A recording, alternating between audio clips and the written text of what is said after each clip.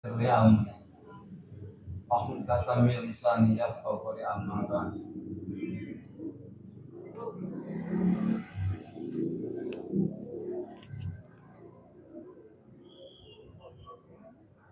Bapak Ibu, adik-adik jamaah Masjid Ahmad Dahlan yang saya banggakan,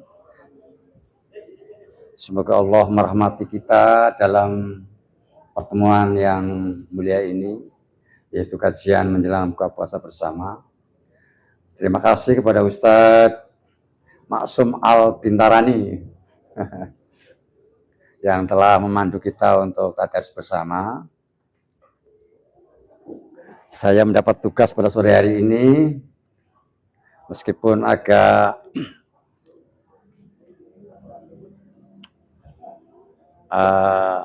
lemah ya. Saya kemarin punya jadwal Jumat khotbah, karena dari malam demam, akhirnya tidak tahu kalau jadwal saya hari Jumat itu. Saya berhalangan, makanya sore hari ini saya memaksakan untuk bisa hadir dalam rangka mengurangi dosa. Mengurangi dosa, meninggalkan tugas kewajiban kepada kita sekalian.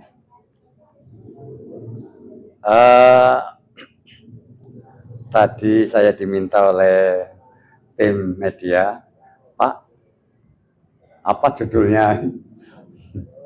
Saya mencoba ingin sedikit mentadaburi Al-Quran, sehingga saya mengambil tema yang mungkin tepat adalah 4 tipe keluarga dalam Al-Quran. 4 tipe keluarga dalam Al-Quran. Artinya kalau kita bertadarus, kita baca Quran, sedapat mungkin kita membaca terjemahannya. Dengan begitu kita akan terbawa pola pikir kita dan wawasan kita pada Al-Quran. Terus terang, kalau kita saja yang membaca Quran tahu artinya, kalau ada imam baca Quran ayat-ayat yang seru ya, tentang hari kiamat, tentang siksa kubur, tentang orang teladan, itu kita tidak akan mengantuk, karena kita akan mengikuti alur cerita yang luar biasa. Itulah salah satu mukjizat Al-Quran. Di sana ada kisah-kisah teladan, di sana ada ancaman, di sana ada janji. Termasuk kita sekarang berada dalam bulan Ramadan. Insya Allah kita masuk ke hari ke-15, berarti kita sudah 15 hari kita menggembleng diri untuk mencapai, dalam tulisan tuh ya, 30 hari meraih takwa. Jadi kita sudah 50% belajar berdisiplin, belajar mengasah perasaan, belajar mengasah emosi, belajar mengasah pikiran, agar Al-Quran menjadi teladan, menjadi hidayah, cahaya kita dalam kehidupan sehari-hari. Oleh karenanya, dalam Al-Quran, surat At-Tahrim ayat 10, A'udzubillahi minasyaitonirrajim, bismillahirrahmanirrahim. Ya ayyuhalladzina amanu qu anfusakum wa ahlikum nara wa quduhan nas wal hijarah 'alaiha malaikatun ghiladun syidadun la ya'sunallaha ma amaruhum wa yaf'aluna ma yu'marun. Yang terjemahan bebasnya, ya ayyuhalladzina amanu, hai wong-wong kang padha iman, o anfusakum, jaganen awak-awakmu, jagalah dirimu sekalian, wa ahlikum, dan jagalah keluargamu sekalian. Dijaga dari apa? Naron, dari siksa neraka. Dikabarkan waquduhan nas wal hijarah. Neraka itu kayu bakarnya manusia dan batu. Manusia mengandung minyak, batu mudah mengembuskan panas. Jadi minyak ketemu dengan panas tentu akan sangat dahsyat efeknya bagi kita yang masuk ke dalam neraka. Jadi ayat ini memerintahkan kita menjaga diri kita masing-masing. Tidak cukup sebagai seorang suami wajib menjaga istri, anak-anak, dan keluarga kita supaya tidak menjadi penghuni neraka. Bagaimana caranya? Kita belajar kepada Al-Quran tentang 4 tipe keluarga. Yang pertama tadi sudah dibaca oleh Ustadz Maksum Al-Bintarani, surat Tabat. Bunyinya terang sekali. A'udzubillahi minasyaitonirrajim. Tabat yada Abi Lahab. Celakalah keluarga Abu Lahab. Di keluarga Abu Lahab adalah keluarga yang suaminya durhaka, istrinya durhaka, bahkan semua gerak-geriknya dan semua pikirannya, idenya sangat mencelakakan manusia. Contoh, ketika Abu Thalib menjelang akhir hayat, Rasulullah dalam hati berpikir, bagaimana jadinya kalau paman saya yang melindungi saya, membela saya, masuk saya waktu kecil, membela saya ketika saya dimusuhi oleh orang Quraisy, itu Abu Thalib. Abu Thalib orang yang soleh, membantu jamaah haji memberi makan, membantu jamaah haji air minum, bahkan menjaga Ka'bah. Tapi Abu Thalib menjelang detik-detik kematian, berkumpullah keluarganya, termasuk keluarga Abu Thalib, Abu Lahab, dan seterusnya. Kemudian Rasulullah berkata, hai paman, paman akan meninggal dunia. Biar saya nanti di akhirat punya argumen lah, membela paman di hadapan Allah. Monggo paman, ucapkan asyhadu alla ilaha illallah, atau lebih tepatnya la ilaha illallah. Abu Thalib merenung, dipikir lama sekali, dalam keadaan mau hasaratul maut. Paman-pamannya bilang, hai Abu Thalib, apa kau akan mati meninggalkan agama kita, agama Bani Hashim, agama Abdul Muthalib? Berulang-ulang. Akhirnya Abu Thalib meninggal dalam keadaan belum bertauhid. Makanya Rasulullah gelisah, bagaimana orang yang paling saya cintai, karena beliaulah yang membela kami, sehingga Rasulullah bisa menyebarkan Islam, membela kami dari serangan orang-orang Quraisy, tapi beliau mati dalam keadaan tidak bertauhid. Maka Rasulullah gelisah, turunlah ayat, innaka la tahdi man ahbabta walakinallaha yahdi may yasha. Engkau Muhammad tidak mampu, tidak bisa memberi petunjuk hidayah pada orang yang kau paling cintai, tapi hanya Allah yang bisa memberi hidayah. Itulah kondisi keluarga Abu Lahab. Bahkan dikisahkan dalam Al-Quran, hammalatul hatab wa mro'atuhu, istrinya hammalatul hatab. Hamalat itu membawa, tapi kalau hammala kemana-mana membawa atau membawa dengan serius, maka hamma ditasdid. Kalau hamala membawa, tapi kalau hamalat itu artinya membawa dengan kesungguhan. Al-hatab, kayu bakar. Tapi dalam tafsir Ibnu Katsir, hamalat artinya adalah kanat tamsi bin namimah. Dia pergi kemanapun membawa adu domba, membawa kata-kata yang memecah belah.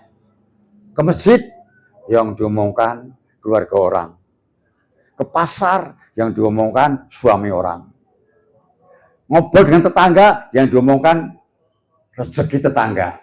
Jadi hammalatul hatab itu istri Abu Lahab. Jadi luar biasa.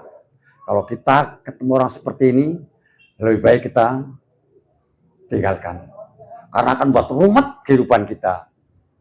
Jadi tidak ada program kecuali mengadu domba suami supaya suami istri tidak rukun. Menantu dan mertua diadu-adu, dibisik-bisiki supaya mertua tidak rukun. Inilah bahayanya wanita yang hammalatul hatab, membawa kayu bakar. Dimanapun dia akan menebar benih-benih perselisihan. Na'udzubillah min dzalik. Karena apa? Islam mengajarkan kalau bisa ngomonglah yang baik. Man kana yu'minu billahi wal yaumil akhir wal yaqul khairan. Kalau orang mengaku beriman kepada Allah dan hari akhir, ciri-cirinya adalah kalau berkata khairon, baik, menyenangkan. Apa kabar Bu? Sehat? Kan enak. Apa kabar Mbak? Masnya sehat-sehat? Alhamdulillah enak. Kalau tidak mampu, diam saja. Mantap, senyum sudah cukup. Daripada berkata sesuatu yang memecah belah, apalagi hubungan orang lain. Ini bahayanya istri Abu Lahab. Apa pekerjaannya? Hammalatul hatab. Sehingga sangat berbahaya. Itulah keluarga Abu Lahab. Kemudian yang kedua adalah keluarga Nabi Lut dan Nabi Nuh. Ini beda lagi. Suaminya soleh, tapi istrinya durhaka. Nabi Lut luar biasa ketabahannya. Nabi Nuh luar biasa lagi. Sampai dia punya inspirasi di padang pasir membuat perahu. Kita bayangkan di padang pasir mana ada sungai, kok banjir. Tapi ternyata perspektif Nabi Nuh luar biasa. Kalau Anda membayangkan padang pasir luar biasa. Saya dapat kiriman dari teman, padang pasir ada orang Arab memelihara unta. Masya Allah. Memelihara unta, membawa mobil yang bisa untuk masak. Bisa untuk mandi. Mobilnya bukan mobil murahan. Jadi kalau Pajero atau apa ya, di sana tuh pakai mengembala sapa unta. Masya Allah. Padang pasir yang begitu luasnya, melihara unta, mobilnya itu yang bisa untuk masak, bisa untuk mandi, sehingga tidak kepanasan. Untanya banyak. Beda dengan kita, punya kambing 3, dipelihara ke sawah, yang punya kepanasan. Orang Arab yang melihara kambing, lihat TV ya. Masya Allah. Itulah doa Nabi Ibrahim. Nah, Nabi Lut, istrinya tidak soleh. Makanya dalam Al-Quran, nanti bisa dibuka Bapak sekalian, kita bertadarus, Surat At-Tahrim ayat 10.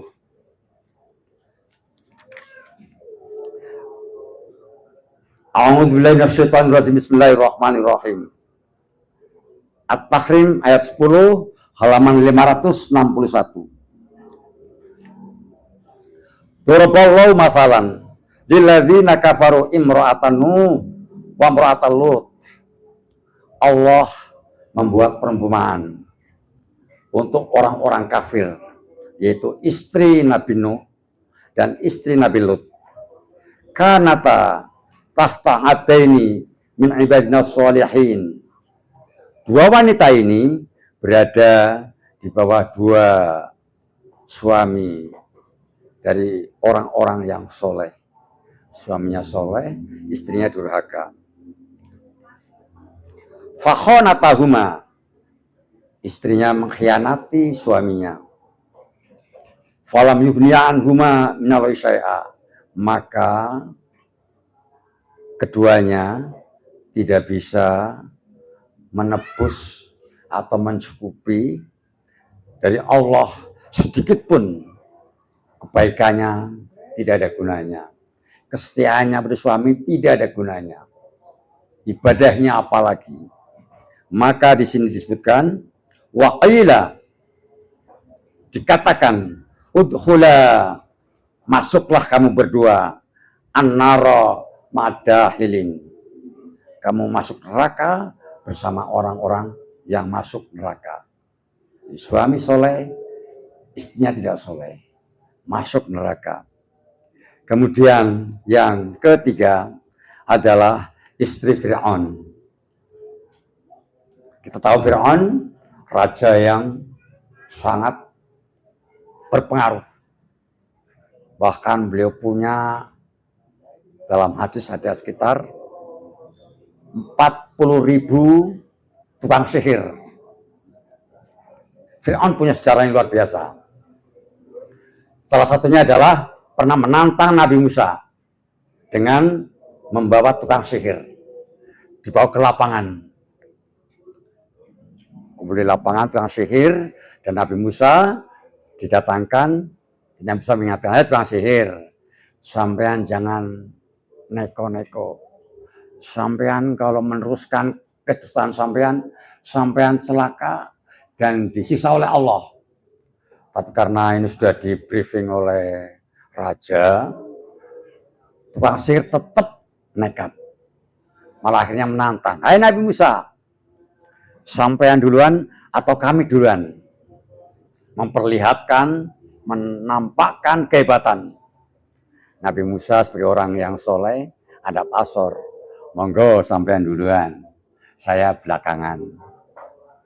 Itulah tukang sihir kemudian menebar tongkat atau kayu dan kemudian menebar air sehingga barang-barang yang dalam air bergerak seolah-olah seperti hidup. Nabi Musa dalam hatinya ketar-ketir juga, hebat juga ya. Tapi Allah menjaga, hai Musa, tenang saja, tongkatmu lemparkan. Dilempar tongkatnya, apa yang terjadi? Tongkatnya memakan ular-ular sihir, semua dimakan. Akhirnya tukang sihir pun terkejut, kemudian sujud secara spontan. Robbi amanna birobi Musa wa Harun. Ya Allah, aku beriman kepada Tuhan Nabi Musa dan Nabi Harun. Akhirnya tukang sihir Raja Fir'aun dalam Al-Quran dan hadis dijamin masuk ke dalam surga.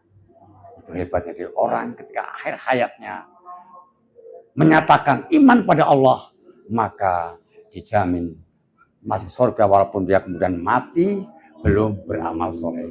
Tapi dia menyatakan amanna birobi Musa wa Harun. Kami beriman kepada Nabi, Tuhannya Nabi Musa dan Nabi Harun. Kemudian disiksa oleh Raja Fir'aun, dipotong kakinya, dipotong tangannya sampai meninggal. Maka dia berdoa dalam kematiannya, wa tawaffana muslimin, ya Allah, matikan saya dalam keadaan Islam. Itu sepentingnya. Wala tamutunna illa wa antum muslimun. Kamu jangan mati kecuali dalam keadaan Islam. Itu kisah Fir'aun. Istrinya soleh. Maka oleh Allah diabadikan dalam Al-Quran surat At-Tahrim ayat 11. Masih At-Tahrim ayat 11. Kita lihat. A'udzubillahi minasyaitonir rajim. Bismillahirrahmanirrahim. Fir'aun walaupun durhaka, istrinya soleh. Allah mengabadikan istrinya, doanya dalam Al-Quran, surat At-Tahrim ayat 11. Bunyinya demikian. Wa daraballahu mathalan lilladzina amanu.